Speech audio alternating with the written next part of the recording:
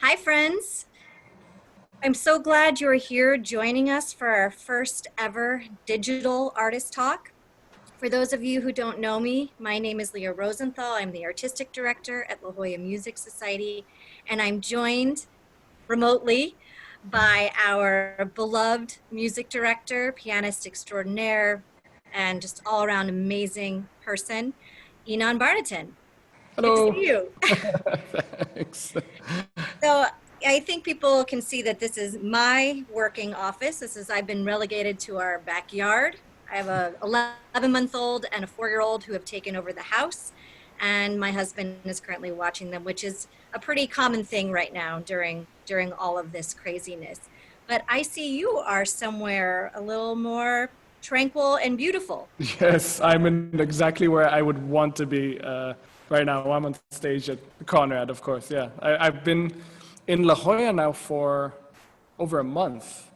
I drove across country from New York and arrived here in mid-July, but I can't tell you how wonderful it is to be on a stage, and especially this stage, after not having played a concert since mid-March. Right. Uh, to actually be able to step on the stage and to play music and rehearse here is unbelievable. Can you talk a little more about your journey, your road trip? I mean, you drove well, I will let you talk about it, but from New York all the way to San Diego, and it took you how long? We did it. It was my husband and myself and my dog, my Whippets Jasper and my husband Jason. We did it in a week. We could have done. We could have driven quicker, but we decided to take our time and not drive too many hours per day and not in the dark and really see the country. So we went through several national parks, the Badlands and Zion Park and Bryce Canyon and Capitol Reef and all these incredible places. And there's really no better way, I think, to see the country. Really? And this was the second time that you've done it. Yeah, exactly. We were here back in between Thanksgiving and Christmas because we love it here in La Jolla, and any excuse. And so we decided to base ourselves for a month here, and now obviously we're doing it because of the festival, but I can't think of a better place to be at the moment for many reasons. Would you have driven out here before, again, sort of the world went on its head, or was this sort of a decision that you made, sort of wanting to be out here too, as sort of we'll talk about later on how sort of things have changed and how the festival has been reimagined? Well, my original plan was actually to drive because I had several festivals lined up before starting SummerFest. I was supposed to play at the Aspen Festival. I was supposed to play in a festival in Montreal, and et cetera, et cetera. So the idea was because we won't fly with the dog as well. So we were always planning on driving, but it wasn't supposed to be a full straight shot from New York to here. It was supposed to stop in different festivals and stay in each one. But as it was, we just then, when we were supposed to start the whole thing, and after July 4th, we decided, well, let's just keep the plan and drive, but just drive straight here. And it's been wonderful because as sort of we've had to shift and transition to different scenarios, you've been here working with us and have been absolutely accessible, and so it's been really essential into actually being able to sort of pivot like we have. This will be your first performance since basically concerts stopped happening in March with other musicians together, correct? almost, because we did do The live stream. live stream from this stage Right. for the Aspen Festival. Right. Whenever that was. I have no sense of time. Yeah, I think a couple of weeks ago.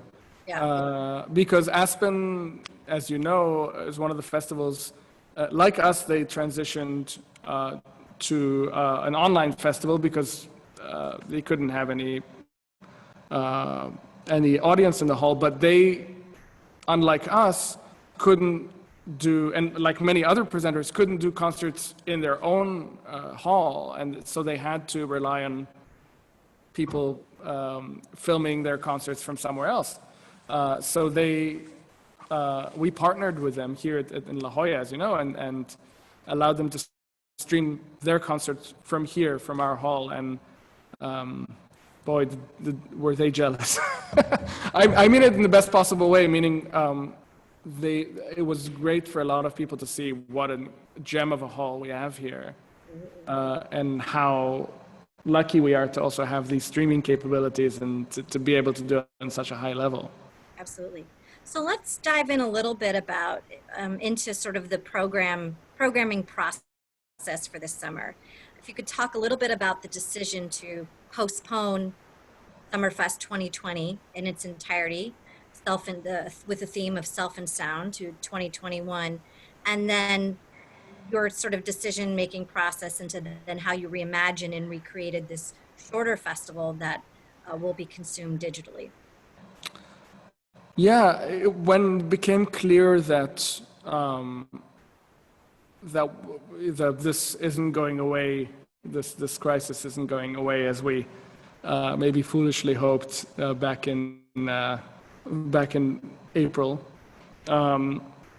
we decided that there was so much work that went into planning the festival and all the programs and the artists, and I mean, as you know, it's a huge amount of work, not only to come up with the ideas, but to create the puzzle that is SummerFest. Make sure the right people are playing with the right people, the right repertoire at the right time, and they're all. So it was such a huge thing that we didn't want to lose it, and even more so, I didn't want to water it down. Right. I didn't want to create a watered down version of something that which I believed in its full capacity. And I think that's actually one of the things about this whole new online world is that it's not necessarily a watered down version, shouldn't be a watered down version of something you would have done and you just have to do it online now, but rather you can treat it as its own thing. It's very different from coming to hear a concert live, but when it's done well, it can be a very gratifying experience as well. But it just has to be done well, and it has to be a certain done in a certain way, and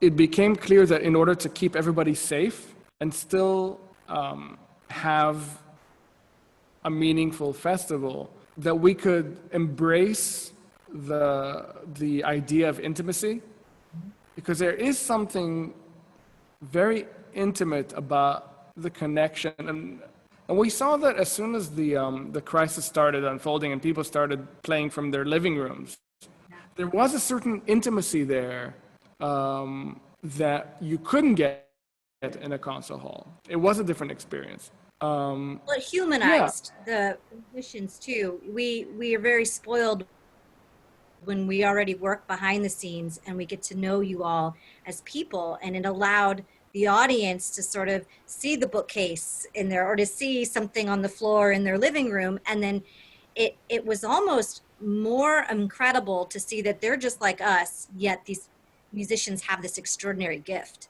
and so it's just it actually absolutely agree with you. It was for me as well, just this a very different experience that was great in another way, but at some point we had to we can't keep doing concerts in people's living rooms, but also when you put people together, you really want the best possible sound, the best possible quality of video, and so but I decided to create this very small group of musicians that will, for health and safety, will be able to test and become a pod together and become a bubble, and be able to really, because it's very difficult if you're really playing chamber music. It's very difficult to distance and to do it and to wear it's to be able to do it in a safe way. We had to limit the amount of people, but that also created such wonderful artistic possibilities. Yes, talk a little bit about the artists that you selected to be in this very small, intimate group. Well, about half of them are actually local, whether by hapstance or they live around here. First one, of course, is Elisa Weilerstein, who I've played with for I don't know even how many years, 12 years, 11 years together. How did you meet? We have the same manager, the wonderful Pat Winter, she basically, she managed me, she managed Elisa, and she said, you really have to play together. I wasn't looking to play with a string player. And Elisa, I don't think was necessarily looking for a recital partner or anything, but we just got together. I happened to be in Boston, where she was living at the time, and we read together, and it was just it was such amazing chemistry, and both personally and musically. And it was funny because I have continued to follow very closely to one another. Well, I mean, first of all, our first concert together was in Boston. It was Celebrity Series recital, and that was the first time we played together. But we had just met. We'd never played together, but the first thing we ever did together, a day before the Celebrity Series recital, was a radio performance with WGPH. We played the Chopin Sonata together, and the announcer said, "Oh my, you guys seem like you've been playing together forever. How long have you been playing together?" And Elisa didn't, because she just looked at me, and I could see her thinking, "Well, I can't say that we just met." So she said, "About a year and a half." Mm-hmm. She told him. Anyway, and it was such amazing coincidence that her husband, who Rafael Payare, who I've worked together as a conductor many times, and is a wonderful, amazing conductor, got the job as music director of the San Diego Symphony, and we were pretty much announced at the same time that both he and I will start here as music directors. So the chances of that happening are so slim, and I was so thrilled. It really did feel like coming into a family in more ways. I mean, because between the family that I've built here, coming here through the years, and you and the staff here, which I feels like family, and then having them around, it was just so wonderful. And so it was. So at least it was a no-brainer. And she was always coming to the festival. She usually is halfway around the world all the time, like all of us. But the fact that she was also sheltering in place in San Diego, so it was perfect. So Lisa, and then another cellist coming who lives in LA is Clive Greensmith, who is very well known to SummerFest audiences. He's been coming here for years, a former cellist of the Tokyo Quartet, and one of my favorite cellists and chamber musicians, amazing guy. Then we have a person who I think came here for the first time last year. I believe so. Yeah, James Ennis, who's one of the greatest violinists living at the moment, and it's one of the busiest soloists in the world, but also has one of the most wonderful string quartets. He formed a string quartet, which people saw last year playing one of all Beethoven concerts and flipped out because it was so great. So I was very like, originally he was not free to come to the festival, but because of the crisis, he was suddenly free. So Well, and he is also the director of the Seattle Chamber Music Festival, and they just finished their. I think they had 12 yeah, concerts digitally, and he's now a veteran at this type of performing. So he'll teach us a few things when he's here right. too. Yeah, it was wonderful. It was they were one of the few like us that were able to produce concerts from where they are. Right. They couldn't go into the hall. But they luckily had a space, new space Right. that they built. But yeah, so he'll be here, and I'm thrilled about that. Then we have two brand new faces for SummerFest. Tessa Lark and Michael Thurber, who are themselves a couple. Tessa is one of my favorite violinists, and I can't believe she hasn't been here yet. I'm so excited that she's another person that was not free to come originally. I invited her to the festival this year, and she wasn't free to come, but was suddenly free. And incredible violinist. She's from Kentucky, and she also, apart from being one of the best classical musicians, she also plays bluegrass and has recorded bluegrass music with Michael Thurber, who's an amazing double bassist, both classical and bluegrass. And he also was I believe, in the Colbert Band for a while. Oh, interesting. So two great musicians, and they'll be playing together, but also obviously in different configurations. And we have the indefatigable Yura Lee, who of course is very, very well known to SummerFest audiences. Violinist and violist, one of the few. Violinist and violist extraordinaire, who actually recently, I think she's moving to LA to starting to be a professor at the university there. But regardless of where she is or where she lives, she would be a first choice for many, as including me, to play chamber music with. I've played with her, for must be 15 years now. She is a force. She is undeniably just incredibly gifted. So let's talk a little bit about, so you mentioned we kept the SummerFest 2020 intact, which we've postponed to 2021. And then when you reimagined the festival, you thought about programs that would work well for sort of a digital environment. So we're looking at 1 hour programs. Yeah. Can you talk a little bit too about sort of process of the repertoire that you selected, and why we decided again not only to postpone the original festival but the repertoire you chose for this reiteration?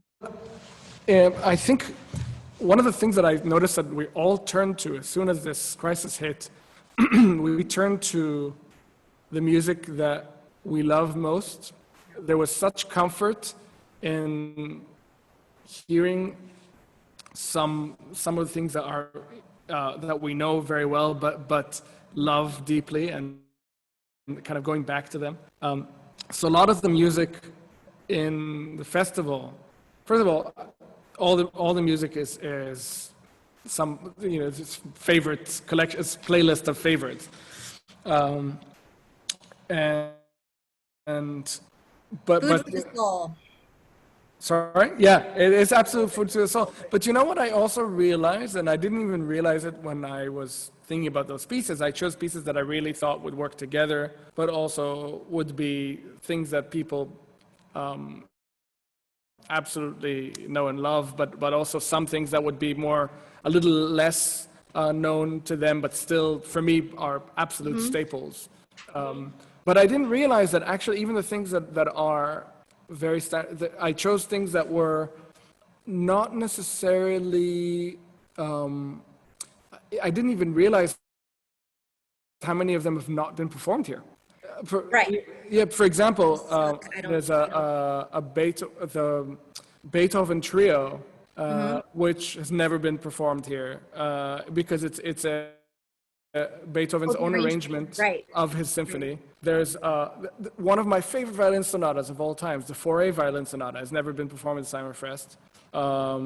This incredible solo cello piece by Kodai, which is just a barn burner of a piece. The Suk piano quartet, which is one of Dvořák's favorite pieces and it's such a romantic, incredibly lush and captivating pieces, has never been done here before. So even the things that I feel like are just the center, very center of the repertoire, you could still find things that are as comforting as they are, but also are challenging because are new. Yeah. So talking about new, let's talk a little bit about opening night and sort of what we have something unique to sort of start the festival too. So if you could just talk a little bit more about what people are going to expect. Is it this Saturday? This already? Friday. This Friday. Oh, it always sneaks up on you, doesn't it? Yeah, oh my God. yeah, I can't believe it's in a few days. Yeah, we start so rehearsals tomorrow. First artists start arriving. Oh my gosh. We've already started rehearsals. Well, right. If you could but talk a little bit about opening night. I think it's a beautiful program. It's a very exciting program, innovative program, and also maybe a little bit then about Tristan and the work that he's doing. So even though we're thrilled, and I really can't wait to have these 6 musicians come here and make music. It'll be such an amazing feeling to finally make music together again, but with these people. But there are over 80 musicians that were originally planned to come to this year's SummerFest. And I wanted to start the festival with a kind of a homage to the musicians that couldn't be here. And just a note to say that we are, as you know, the La Jolla Music Society, we always feel like we're in it together. Even though we couldn't have these musicians together, we're trying very hard. They're all struggling. All musicians are struggling right now. So we're trying to both raise awareness, but also raise money so that we could pay the musicians that we couldn't invite this summer, pay them a part of their a part of the fee that they would have gotten, as well as the people that committed to coming back next year. Yes, so we've already paid 25% advance to all of the artists that were able to commit to come back next summer. And then I hope many of you have seen, we have a current campaign, Cares, or LGMS Artist Cares. And this is an additional support that should we raise this money, it would offer additional money to these artists that, again, as Inon mentioned, have not performed since March. I mean, Inon is one of, and the musicians here are some of the few that have actually been able to perform for a regular, festival, in a regular festival structure. So it's really been a challenge. And so it was just so important to us, and Inon spearheaded us to do this. And so we're so excited, and the campaign so far is doing really well, but we can always raise more. I would really love, so that we come as close as possible, to giving those musicians as much support as we can. So as part of that, and also artistically, of course, the piece that opens the festival is a piece, one of the iconic pieces of the 20th century, a piece by Charles Ives called The Unanswered Question. And it's originally a piece, he conceived it as kind of a musical landscape. You have this beautiful bed of strings, it's a string orchestra, playing these beautiful, ethereal, soft chords. And then you have 4 wind players that are increasingly interjecting from another place, and increasingly are more combative almost. And then you have this trumpet, which everyone in a while asks a musical question. It reiterates this question over and over. And you know, it's conceived as a spatial piece, and a lot of times when it's performed by an orchestra, the winds and the trumpet and the strings will be in different parts of the hall, and we're taking this a step further.